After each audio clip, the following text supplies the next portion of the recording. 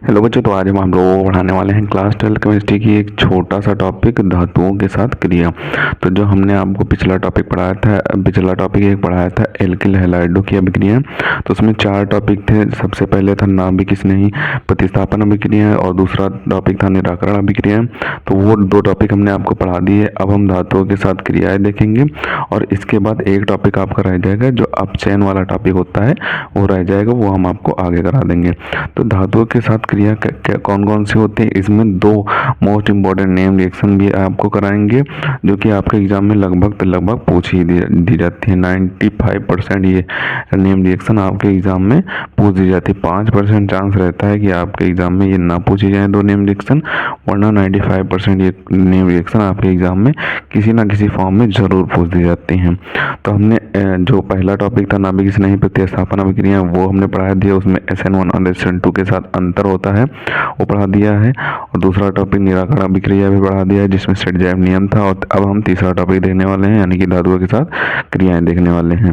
तो यहाँ पे सबसे पहले एक धातु के साथ क्रिया देख लेते हैं, उसके बाद नेम रिएक्शन देखेंगे। जो 2 मोस्ट इंपॉर्टेंट नेम रिएक्शन है वो देखेंगे। तो इसमें दिया हुआ है कि शुष्क ईथर की उपस्थिति में एल्किल हैलाइड हुआ Mg धातु की क्रिया से कार्बधात्विक यौगिक ग्रीनहार्ड अभिकर्मक बनता है। यानी कि यहाँ पे शुष्क ईथर की उपस्थिति रहती है और एल्किल हैलाइड की क्रिया मैग्नीशियम धातु के साथ कराई जाती है, तो हमें कार्बधात्विक यौगिक बनता है, जिसे ग्रीनहार्ड अभिकर्मक बोलते हैं।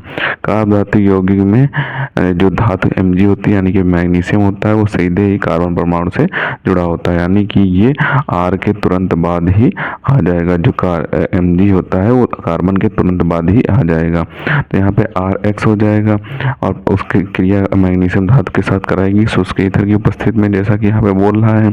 तो हमें RMgX प्राप्त होगा, यानी कि alkyl magnesium halide. Alkyl magnesium Mg को बोलेंगे और हैलाइड इसको बोलेंगे, एल्किल मैग्नीशियम हैलाइड प्राप्त हो जाएगी, जो कि क्या है, कार्बधात्विक यौगिक है। यानी कि कार्बन, यहाँ पे कार्बन ये है और धातु यहाँ पे क्या है, मैग्नीशियम है, कार्बधात्विक।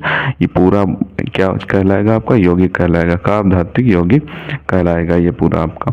तो यहाँ पे ये कार्बधात्विक यौगिक हो जाएगा। अब हम यहाँ पे पहली नेम रिएक्शन देख लेते हैं कि पहली नेम रिएक्शन यहाँ पे कौन है, उसके बाद दूसरी नेम रिएक्शन देखेंगे। तो पहली नेम रिएक्शन यहाँ पे है आपकी फ्रैंकलैंड अभिक्रिया।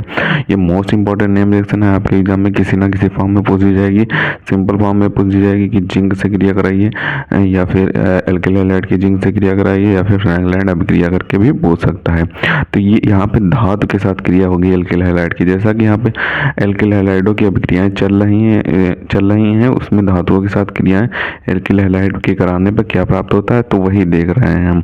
तो हमारा मेन टॉपिक जो था वो एल्किल हैलाइडों के साथ अभिक्रियाएं थी, उसका ये तीसरा टॉपिक है, धातुओं के साथ क्रियाएं। पहला टॉपिक हमने करा दिया, दूसरा टॉपिक भी करा दिया है, तीसरा और एक टॉपिक बचा हुआ है अपचयन वाला, वो हम आगे करा देंगे। तो फ्रैंकलैंड अभिक्रिया हम देख लेते हैं। फ्रैंकलैंड अभिक्रिया में क्या दिया हुआ है, एल्किल हैलाइड की क्रिया जिंक धातु के साथ कराने पर एल्केन प्राप्त होता है। यहाँ पे जब एल्किल हैलाइड ले लेंगे, यानी कि RX ले लेंगे, यहाँ पे 2 मात्रा में एल्किल हैलाइड लेंगे, 2 मात्रा में एल्किल हैलाइड। एल्किल यहाँ पे R आपका होगा, हैलाइड यहाँ पे X होगा। एल्किल हैलाइड ले लेंगे, उसकी जब क्रिया जिंक धातु के साथ कराएंगे तो हमें एल्केन प्राप्त होगा। यहाँ पे ये 2R प्राप्त हो जाएगा और ये जो X है ये मुक्त होकर Zn के साथ चला देगा, तो ZnX2 यानी कि जिंक हैलाइड बना लेगा और यहाँ पे एल्केन बना लेगा, 2R एल्केन बना लेगा। अब यहाँ पे हमने आपको पीछे बताया था कि R की जगह पे कार्बन की चेन रख सकते हैं, X की जगह पे Cr, Br, I और F में से कुछ भी रख सकते हैं। तो अगर इसका एग्जाम्पल बनाना हो तो आप इस तरीके से इसका एग्जाम्पल बना सकते हैं, या फिर इस रिएक्शन की जगह पे आप ये रिएक्शन भी लिख सकते हैं। इस मेन रिएक्शन की जगह पे आप ये रिएक्शन लिख दें। इन दोनों में से आप कोई भी रिएक्शन लिख सकते हैं, एक लिख सकते हैं या फिर दोनों, एक लिख सकते हैं या फिर दोनों आप लिख सकते हैं रिएक्शन। तो इसका अगर एग्जांपल बनाना हो तो यहाँ पे R की जगह पे CH3 रख देंगे, C2H5 रख देंगे, कुछ भी रख सकते हैं। कार्बन की कितनी भी लंबी चेन आप रखना चाहें तो रख सकते हैं। X की जगह पे हमने Cl रख दिया है, आप Br भी रख सकते हैं, I भी रख सकते हैं, F भी रख सकते हैं। जिंक को ऐसे ही उतार लेंगे और यहाँ पे R की जगह पे फिर से हम CH3 रख देंगे और X की जगह पे हम Cl2 रख देंगे। तो ये रिएक्शन कुछ इस तरीके बन जाएगी। जब मेथिल क्लोराइड की क्रिया जिंक धातु के साथ कराई जाएगी तो तो हमें एथेन प्राप्त होगा। यहाँ पे 2 कार्बन की चयन होगी तो यहाँ पे एथेन प्राप्त हो जाएगा और जिंक क्लोराइड मुक्त हो जाएगा। तो अगर आपसे पूछ दें कि मेथिल क्लोराइड की किसी धातु के साथ क्रिया कराने पर क्या प्राप्त होता है, तो एथेन प्राप्त होता है। मतलब कि कोई भी जिंक धातु हो उसके साथ जब क्रिया कराई जाएगी तो एथेन प्राप्त होगा और जिंक ZnCl मुक्त हो जाएगा, अगर जिंक धातु से क्रिया कराने पर पूछा जाए। अब हम देख लेते हैं कि दूसरी धातु के साथ क्रिया रिएक्शन कौन सी है, वो भी मोस्ट इंपॉर्टेंट नेम रिएक्शन है। तो ये आपकी नेम रिएक्शन है जिन्हें आपको जरूर तैयार कर लेना है। ये मोस्ट इंपॉर्टेंट होती है नेम रिएक्शन, आपके एग्जाम में 10 नंबर में पूछी जाती हैं। या फिर आपको लॉन्ग आंसर लिखना होगा या फिर आपको नेम रिएक्शन करनी होंगी। 3-4 नेम रिएक्शन होंगी और 1-2 सिंपल वाली रिएक्शन होंगी। तो आपको नेम रिएक्शन 40 से 50 नेम रिएक्शन है जिसकी पूरी सीरीज बनी हुई है, वो जाकर देख सकते हैं। या फिर इसी तरीके से हम आपको एक नेम रिएक्शन करा देंगे चैप्टर वाइज, तो आप इसी तरीके से देख लें। तो अगर आप पूरी नेम रिएक्शन देखना चाहते हैं तो एक प्लेलिस्ट बनी हुई है पूरी 40 नेम रिएक्शन की, तो वो आ जाकर आप देख सकते हैं। तो दूसरी धातु के साथ क्रिया भी हम देख लेते हैं। तो यहाँ पे दूसरी हमारी धातु के साथ क्रिया दी हुई है वुड्ज अभिक्रिया। तो इसकी 3 रिएक्शन होती हैं, एक वुड्ज होती है, एक फिटिंग होती है और एक वुड्ज फिटिंग अभिक्रिया होती है। तो ये तीनों जो अभिक्रियाएं होती हैं उसमें सोडियम धातु को ही लिया जाता है। हमने एक रिएक्शन करा दी क्योंकि ये इसी प्रकार से तीनों रिएक्शन होती हैं, तो एक करा दी है। आप जाकर देख सकते हैं हमारे चैनल पे वो तीनों रिएक्शन पड़ी हुई हैं, एक प्लेलिस्ट में वो तीनों रिएक्शन पड़ी हुई हैं। तो वुड्ज अभिक्रिया हम देख लेते हैं इसमें क्या दिया हुआ है। तो इसमें दिया हुआ है कि शुष्क ईथर की उपस्थिति में सोडियम धातु के साथ क्रिया कराने पर एल्किल हैलाइड एल्केन देते हैं। यानी कि जो एल्किल हैलाइड होते हैं, एल्किल हैलाइड की क्रिया सोडियम धातु के साथ कराने पर शुष्क ईथर की उपस्थिति में तो हमें एल्केन प्राप्त होता है। वहाँ पे हमने जिंक धातु ली थी और यहाँ पे एल्किल हैलाइड के साथ सोडियम धातु ली है।